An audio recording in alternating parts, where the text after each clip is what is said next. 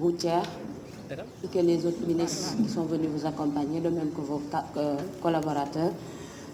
Consciente que les infrastructures jouent un rôle fondamental dans un pays, moi je m'en vais vous poser quelques questions. Alors, la première question concerne l'autoroute à péage. Est-ce qu'aujourd'hui, vous avez une estimation journalière du nombre de transactions qui se fait au niveau de l'autoroute à péage, gérée notamment par le concessionnaire FH-Sénac?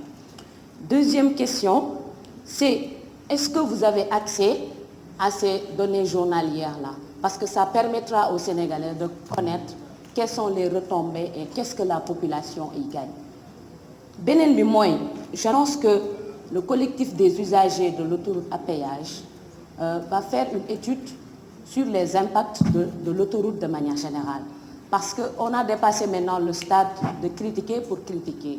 Je prends l'exemple de Dalifort. On nous informe qu'avec l'autoroute à péage, ils se sont rendus compte que Dalifort dafa gën a tàng. Aujourd'hui, avec cette étude, on pourra savoir est-ce que ce que disent les populations est vrai et ainsi on pourra challenger aussi les autorités. Alors, est-ce qu'aujourd'hui aussi, la loi autorise à FH-Sénac de reverser des redevances au niveau des communes? Parce qu'on nous a dit que parmi les communes traversées par l'autoroute à péage, il n'y a pas de redevance qui est versée au niveau des communes. Est-ce qu'aujourd'hui c'est prévu par la loi? Aussi, je voudrais intervenir par rapport à l'autoroute La Côtière. Où est-ce que vous en êtes? Fan la liggéey bi tollu? Est-ce que elle sera reliée à l'autoroute Ila Touba?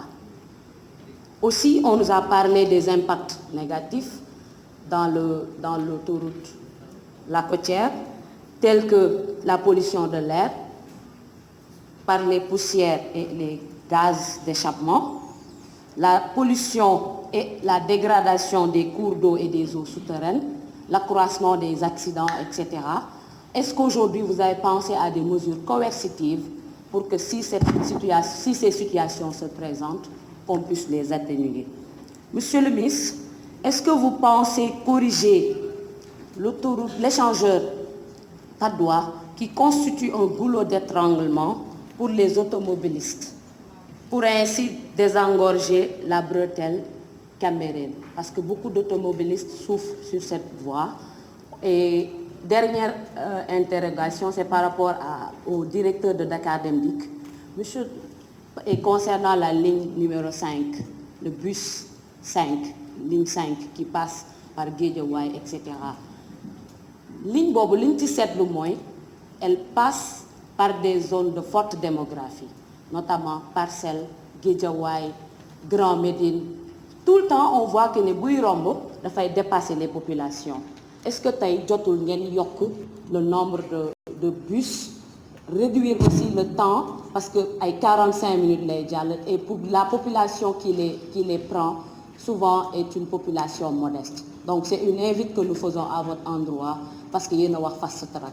Te nag beneen bi may jeexalee mooy par rapport à l'Assemblée. Bi ma fi ñëwee ba tey je vois que ne opposition pouvoir pour yëkkati pour nekk orateur, il y a tout le temps des problèmes.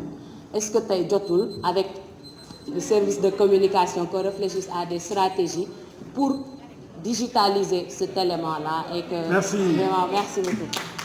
Merci bien, chers collègues. Passons la parole à notre collègue Moussa Sané. Oui, ma fille. Et que notre collègue... Merci, Monsieur le Président.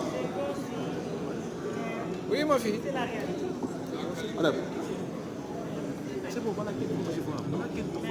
Président, je peux aller?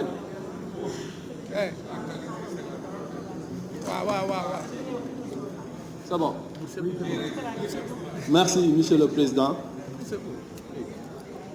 Monsieur le ministre des Infrastructures, ñu ngi lay nuyu. Di nuyu le ministre des Finances et du Budget.